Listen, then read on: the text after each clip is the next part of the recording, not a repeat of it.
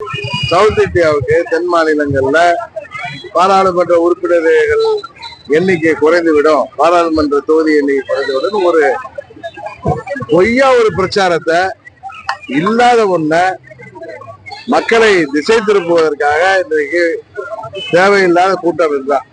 ஏன்னா கிராமப்புறங்கள்லயோ நகர்ப்புறங்கள்லயோ நம்ம தமிழ்நாட்டை ஜென்ரலா உள்ளவங்க நமக்கு போதுமான தொகுதிகள் இல்லைன்னா அது தமிழ்நாட்டின் வளர்ச்சியை பாதிக்கும் அப்படிங்கிற எண்ணத்தை அவர்கள்ட்ட போலியா உருவாக்கி வருகிறார்கள் திமுக மற்றும் கூட்டணி கட்சியினர்.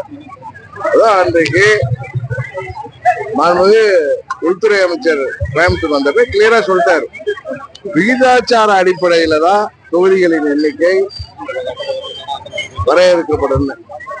இப்ப நீங்க சொல்ற மாதிரி 1000 தொகுதி ஆனாலும் விகிதாச்சார அடிப்படையில தமிழ்நாட்டுக்கு இப்ப உத்தரப்பிரதேசம் அதிக பாப்புலேஷன் உள்ள மாநிலம், அங்கெல்லாம் மக்கள் தொகை அதிகமாயிட்டு அங்க இருக்கிற தொகுதிகளின் எண்ணிக்கை எவ்வளவு உயர்ந்தோ அதே விகிதாச்சாரத்துல தமிழ்நாட்டை உருவும். அதுதான் உண்மை.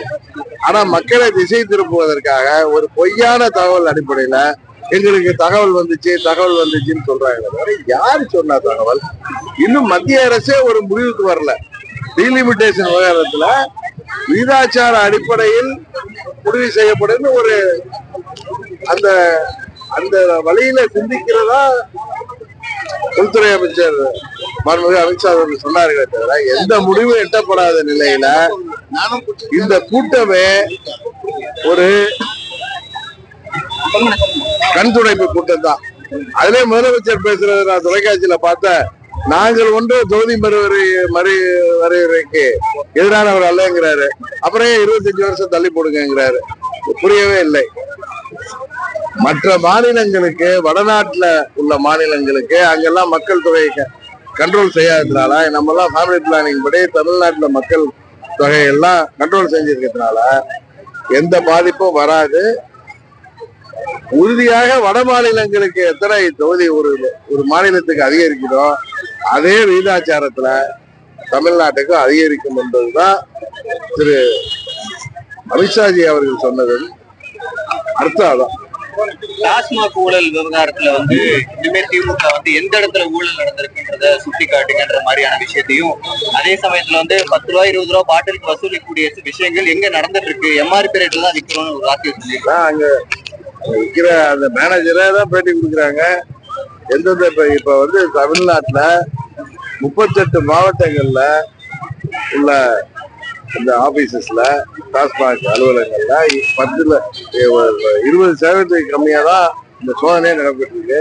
இதுலயே 1000 கோடிக்கு முறைகேடு நடந்திருப்பதாக இடி தெரிவிச்சிருக்காங்க. அவங்க வாய் பொழித்தது பாங்க பொழித்தது முதலமைச்சர் பேசுற மாதிரியோ அந்த துறை அமைச்சர் பேசுற மாதிரியோ சொல்லக்கூடிய தேவை அவர்களுக்கு இல்லை. ஒரு அரசு துறை ஒரு அறிக்கை கொடுக்குறாங்கன்னா அதுல அவர்கள் என்ன முறைகேடை கண்டுபிடிச்சிருக்காங்களோ அதை சொல்றாங்க.